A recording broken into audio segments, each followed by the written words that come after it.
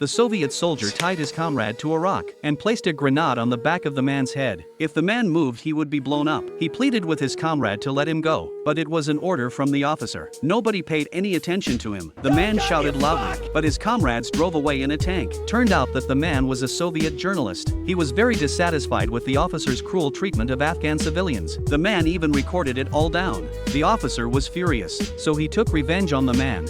Soon a pack of hyenas discovered the man. They fiercely bit his legs. In a state of panic, the man jerked his head up. The grenade immediately slipped down. The explosion scared the hyenas away. This attracted the attention of Afghan women. Seeing this scene, the man was completely desperate. Just a few days ago, the Soviet squad had broken into an Afghan village. They actually had released poison gas bombs. Then the Soviet soldiers burned down the villagers' houses. They blew up the local mosque and even shot all the livestock. What was even more cruel, the Soviets put the village chief under a tank. His wife was devastated. Seeing the ruins, the Afghans swore to take revenge. Now the women saw the Soviet man tied to the rock. They picked up stones and started smashing this Soviet enemy like crazy. Just as the man thought he was done for, a group of Afghan guerrilla soldiers appeared. They stopped the women. Although the soldiers also hated the Soviets, they didn't want to be cruel, so they saved the Soviet man in order to repay them. The man joined the Afghan squad. He helped repair weapons. They would take revenge on the Soviet officer together. The next day they set an ambush on the cliff. When the T-62 tank appeared, the man set up his rocket launcher. He pulled the trigger. The tank was hit.